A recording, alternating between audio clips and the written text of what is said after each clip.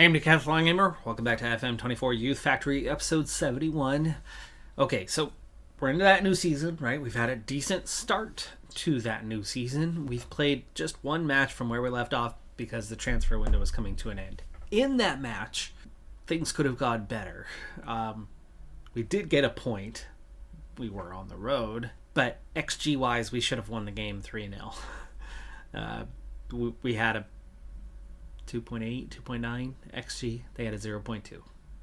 Final score was 1-1, so it could have gone better.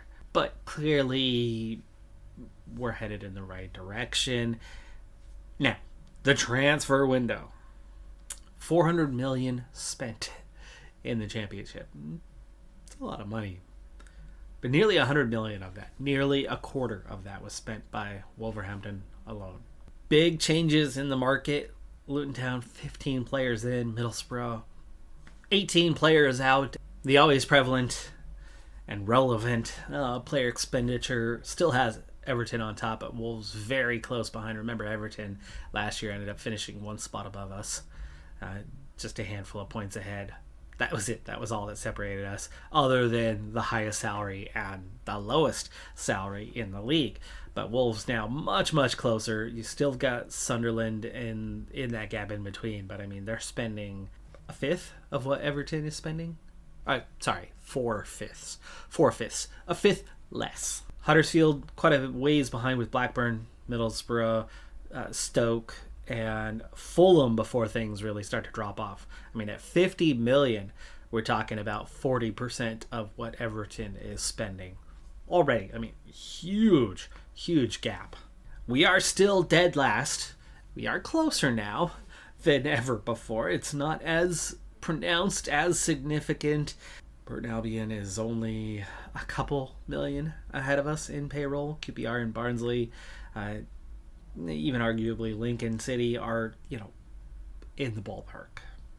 At least to Barnsley, we're only talking double what we spend, 200%. League average alone is more than 7 times what we spend at 47 million. I think this comes in as one of the most relevant graphics that's out there for what we're up against. Okay, Premier League, right? They're almost double what anybody else spends. We all know that. However, when you look at the top five highest spending clubs, there is a common theme amongst them. That Chelsea, PSG, Bayern Munich, Atletico, Madrid, Man City, right? The big clubs, the big names out there, they're going to rotate who's spending the most. But they're all in the ballpark, except for your 115 allegations type scenarios where there's a lot going on under the hood that makes it more. But at least in the game, you've got a pretty general across the board of the big clubs spend more. Nation by nation, the number of big clubs is capped at 2 or less. Except in the nation in which we play, where for years it was the Big 6, but it's probably the Big 7 now. And is there more coming? Is there more on the way? The gap below the Big 7 has definitely increased what they're spending. They're keeping up a lot more. They're still behind, but it's 7, where everybody else has 2 or less. Spain, is it 3 now? I suppose it is. Atletico Madrid, right? 122 million. Okay, they have 3. Ooh, nobody else spends a freaking penny. Okay, they spend more than a penny, but you get the point. The drop off is massive. But in England, we just pointed out, there's a Big 7. Okay, that's what drives up the overall highest spending. But that's not the only thing driving it up, because numbers 8 through 20, or in most years, number 8 through, 18 or 19, their spending is also high. And that's not where it stops. It doesn't stop there. Because the Bundesliga is number 2. La Liga is number 3. Sky Bet Championship.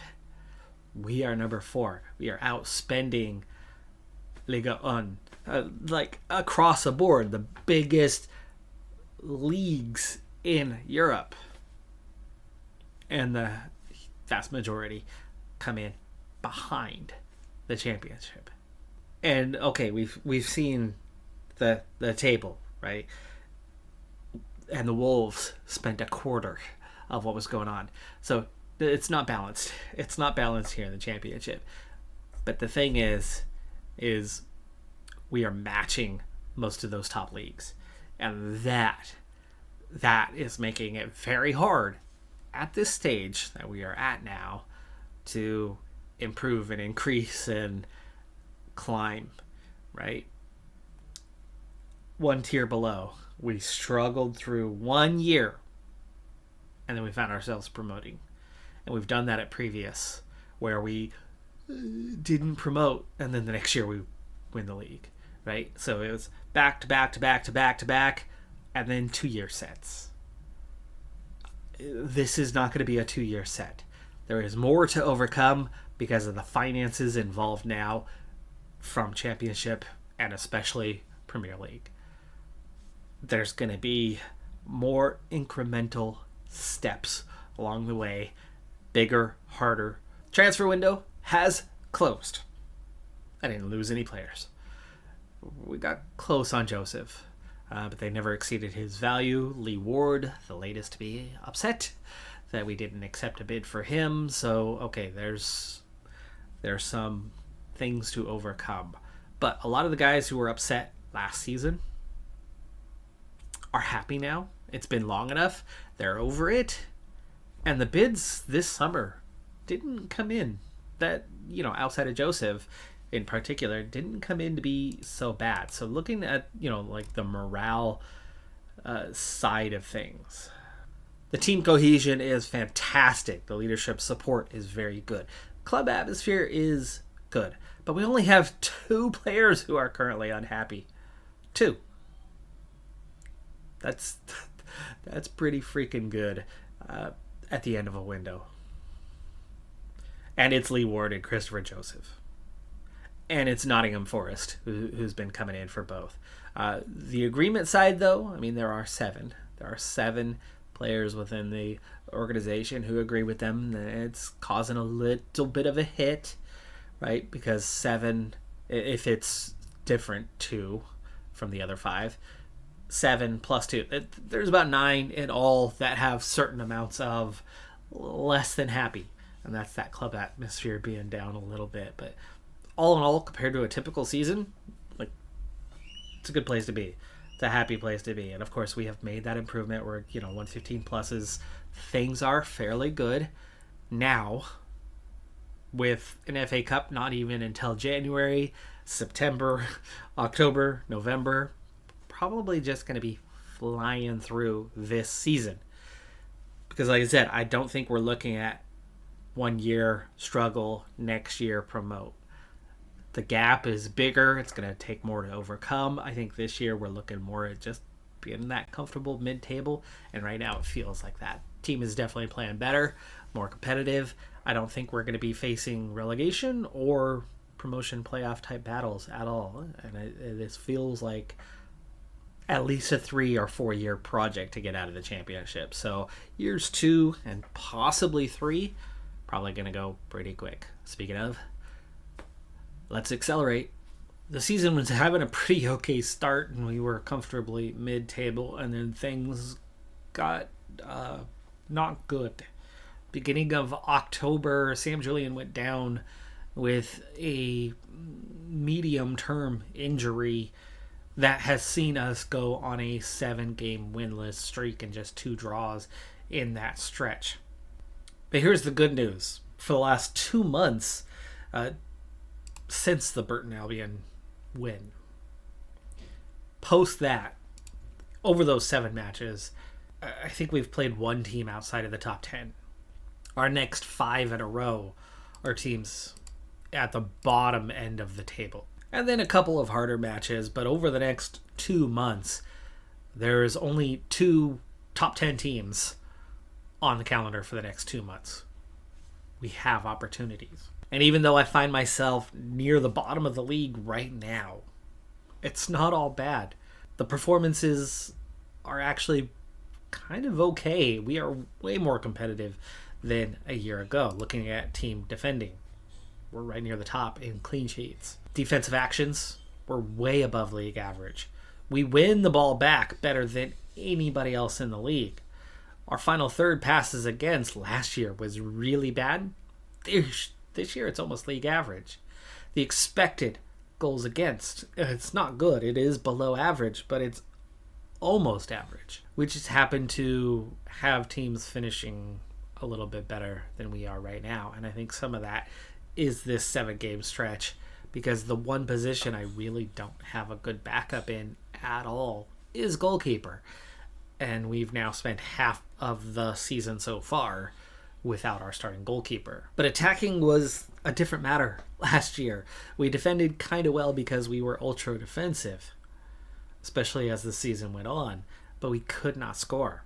Well, here, this season, cross completion, much better. In fact, it's above league average. Pass completion last year, we were like right at the bottom of the league. This year, it's almost average. We weren't drawing fouls. This year, we're drawing more than average. Our shots on target ratio is better than average. Our shots per game is still below average by 1, but that's better than it was a year ago. And our non-penalty XG per 90 is still below average, but it's much closer to average. The one thing outside of the dribbles per game that is low is the actual finishing, where we are still a third of a goal per game below average. Still not the bottom of the league, though. And so statistically, we're actually kind of hanging in there. When you look at the team attacking, the dribbles per game, when we look at general performance, yes, that shots per game is off and that XG is a little bit off, and conceded is a little below average by a third. So a third of a goal and a third of a goal, where last year it was much more than a goal off. This year it's down to 2/3 of a goal. It's closer. The one area that's off is just the finishing. Like, everything else is around average. We are a much more average team than a year ago. And this is encouraging. Adekunle is right near the top of the league. He's in the top 4 players that are highly creative and have a high XG per 90. And Sam Lyons stands out in the league as a top performer, and Chris Webb stands out as a top performer. We are starting to get the performances. It's not there across the board. It's not adding up into the results, but we are playing much more average, and nobody had an average rating above 7 last year. Whitehouse has been there. Koulibaly, he's not the one playing. That's the weird thing here. He's come off the bench once, and that is clearly from the injury to Sam Julian. But we've had somebody else in goal in the last 4 games. So it's not the whole 7 either. So that's worrying. He's still going to be out for a little bit. How much longer until we get him back? A week to 3 weeks before he is going to be back. It's Alan Matthews who has been getting the starts, and he's been bad, especially with a pass completion of 22%. Oh, amazingly, he is the only one in our youth system who has played this year. Everything is coming from the top players. I've been on vacation for the 3 months, the assistant manager doing all of it, trying to see how they were doing, figuring they were going to be fine, and statistically, they've been fine. The results are coming up just short, but we've got a real opportunity over the next 2 months to fix that league position. Now, if we don't, then we have a problem on our hands. The strange thing for me has been the flip. The U18s have been so good year after year after year, but we gutted them and they're down to 10 players, as we didn't have a proper intake this year. I only took 3 guys in, and with so many aging up, and I've been more stingy in what I've been taking, what I've been hanging on to, as we've moved up, rapidly in the last few years, and the quality required to play at that level, the intake players just really haven't come up to it. Anyway, the U18s are struggling, and finally, for the first time, the U21s, surrounded by championship or Premier League reserve teams, we're finally competing, and nearly a 500 record set forth in the league. So I'm like, whoa, the U21s are we have players that are getting closer. I mean, look at that. Jamal Little flying along, has learned a new position, as I haven't been using the attacking mid as much the last 2 years. I've taught him defensive mid, and suddenly his current ability is a 100. I think he's about ready to start making an impact, because I don't really have a reserve there, and I got a few too many faces down here anyway. I got about 5 guys that are waiting to get time to develop. I think Jamal Little is about to get that senior call up, but all of a sudden there's a bunch of high 80s. I mean, 86 plus all the way down to Bibby, 86 to 94. That suddenly is pretty good for U21s. So the depth is coming along. The current squad is coming along. It's getting there. You got your few mid 90s, the last few guys in the 100s, and then all of a sudden it's a jump to a 113 and then a 116, and there's 120 already, where we had I think 3 players at the start of last season. We are right there, and everything but the result itself is all that's missing. And we've had a very tough schedule. We've got a much easier schedule ahead of us. I'm a little nervous by the performance, but all the indicators suggest we should be able to climb back up to mid-table. Speaking of that table, we're at 14 points. No points deductions for anybody. Sunderland was supposed to be one of the best teams. They have one of the highest. They're 4th, 5th in the salary charts. Everton is number 1, and they're down at 20th. Some teams are struggling that aren't supposed to be struggling. But, look at who we've played recently, and they're all over that top 10. And I think about 13th, Sheffield Wednesday, is about the lowest team we've played since the Burton match. Just as I suspected, it was level of competition. We were only on minus 11. Nothing looked that bad except for the position in the table. So we get 5 approachable games, and we get 10 points from those 5. We just lose to Fulham on a 90+4 penalty. Harsh as harsh could be, though the ratings do suggest they were probably the better team on the day. But we finally bounced back with a late victory against Luton Town, follow it up with a win against Barnsley, a draw on the road against Hull City, and then winning what seems comfortable, especially with the ratings, against Lincoln City. We are heading into some tougher games, but with those, and like I said, it's the 2-month stretch where overall it's a bit easier. Derby's going to be tough. With 8th, Reading has jumped from 11th to 6th in recent over the last few weeks, but you can see how we seem to be okay, and then all of a sudden it's just dropped.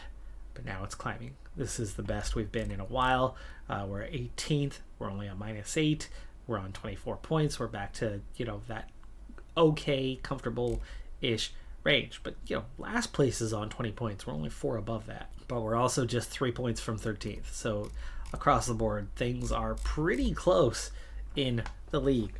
Nobody is doing that bad. Even Hull have just a -20 goal differential, and nobody's doing that great, at least outside of QPR, who seem to be absolutely dominating, and somehow Bournemouth is only 3 points behind.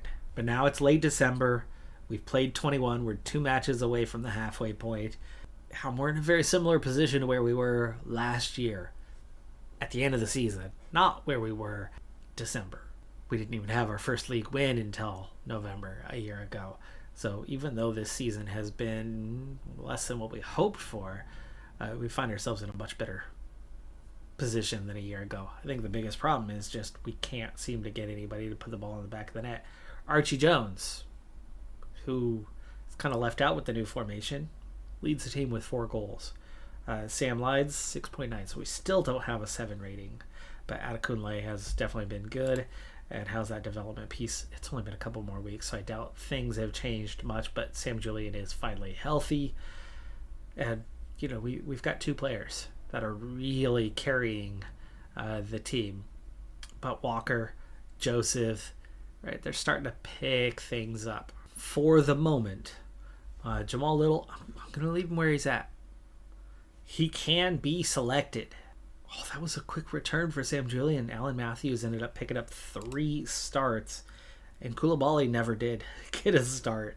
A 94-111 versus a 93-127. So they're neck and neck right there with each other, and you were looking at the guy with the better potential getting the call. That also means that one more game, that was Fulham. That was the close loss with the last second penalty. From the point where we've gotten Sam Julian back, we've had 10 points in four games. So, yeah, we missed him for sure. We lost all 3 games that he was out for. But like I said, kind of across the board. We just had a pretty tough mid-October through November schedule. Just more bad timing, tough balancing on the schedule.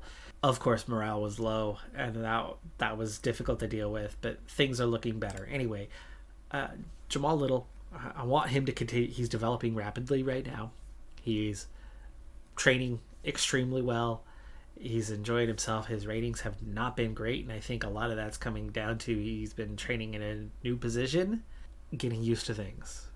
He's got quality, but I think he's still getting used to things, and I bet you if we look... Oh, no, he is accomplished now. He is accomplished now in the position. So that's fantastic to see. He needs to work on his balance and anticipation a bit, some off-ball work, but a lot of his attributes are favorable to playing this position. You can see, right now, Lyons, Joseph, McCartney, all playing. Pascal Wiley is the backup there? Okay. So Wiley's the one who would be coming in as the defensive mid in a pinch, as I've been now starting all 3 more commonly. But Little is definitely the next guy, and I think with a little more time, couple more months, I can put him into the senior squad and start giving him a runabout there.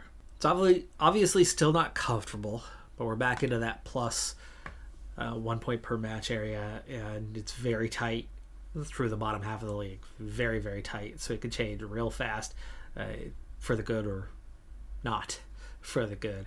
So there's a lot of work left to do, but our former man, Daniel Trainer, 2nd in the Golden Boot, 1st in the average rating. It's good to see.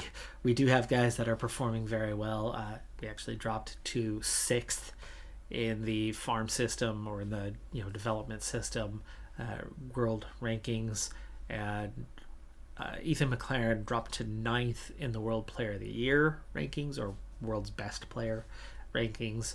They're still, both of those rankings are still thereabouts, but they're both down about a spot from a year ago.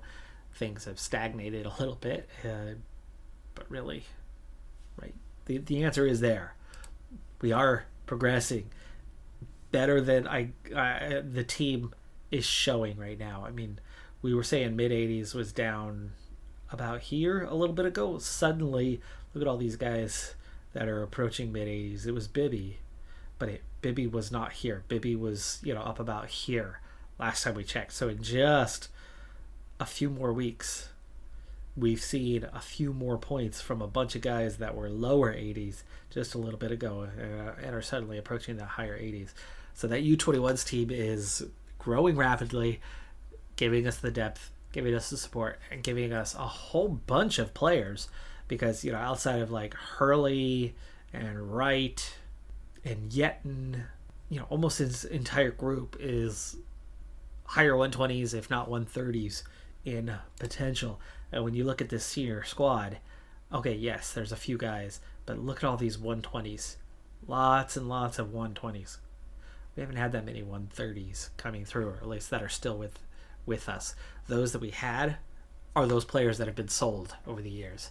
So there's a better quality of player coming through the ranks and catching up rapidly to these guys that could start making that breakthrough and be the difference maker to get us from like, oh, we're avoiding relegation again, into the team that can start competing for the championship and that promotion spot to the Premier League.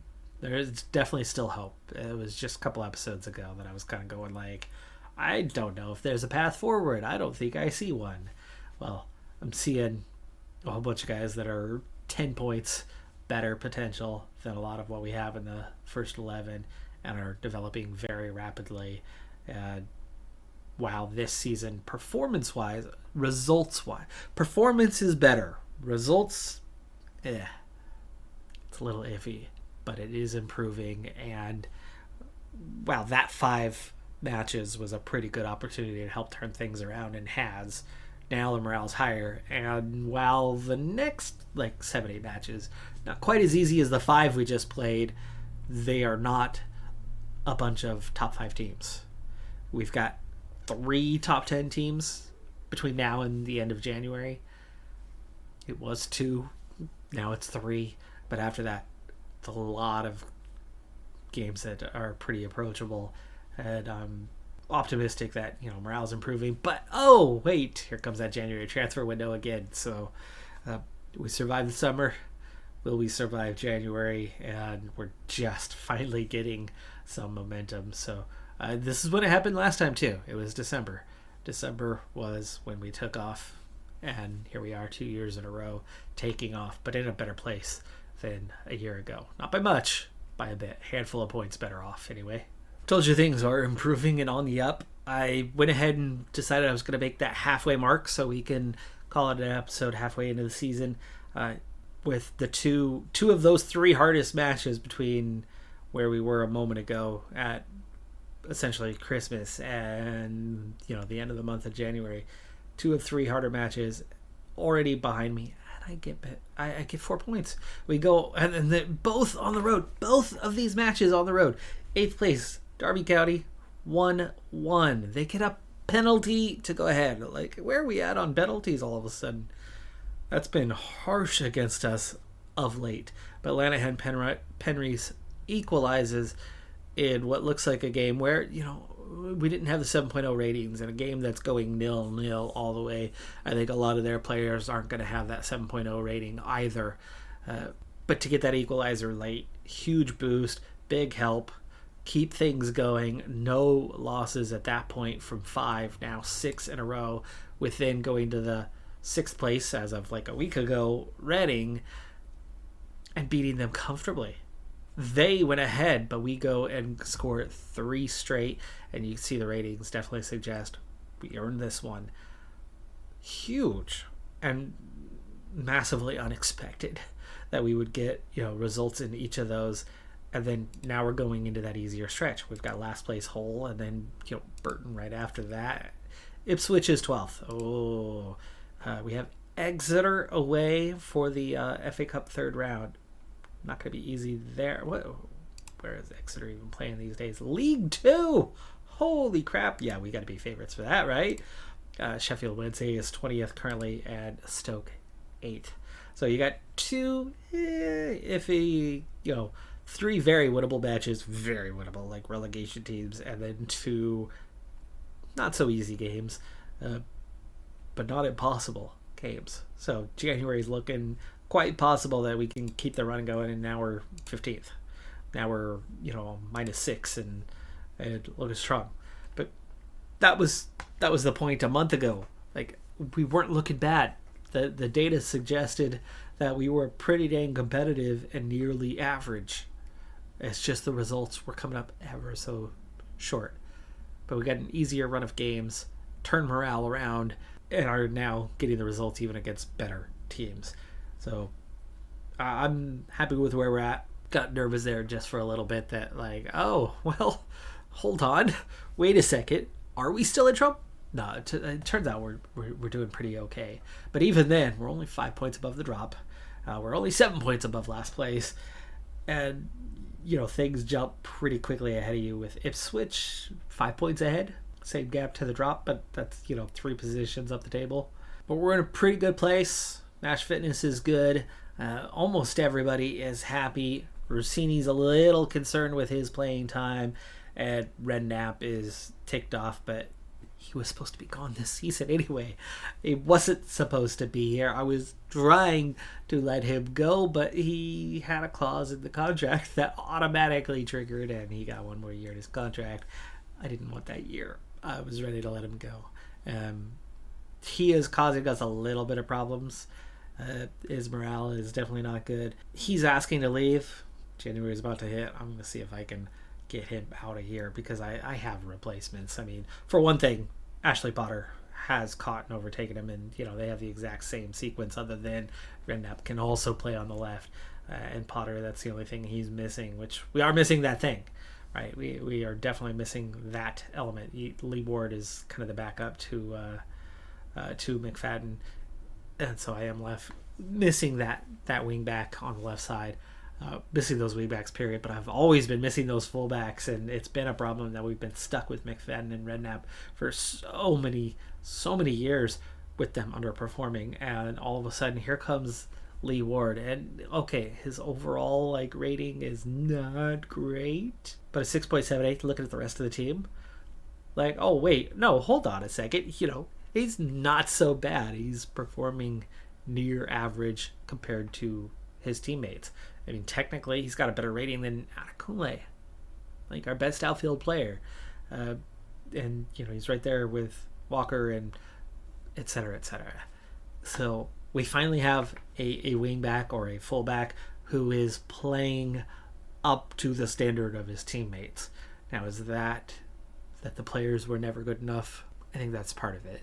But I always think that the role in the initial tactic, the primary tactic that we've used for years, just impacted them. Anyway, enough about that. Enough about everything this episode.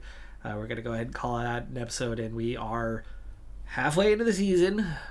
We're in the middle, almost the middle of the league. I was hoping for about a 13th. We're only a couple spots below that, but we are performing much better of late, and the January ahead of us could hopefully be another good one. That's going to do it for this episode. I'm Decathlon Gamer. Like, comment, subscribe, and I'll see you next time. Have a good one. Be safe out there. Bye for now.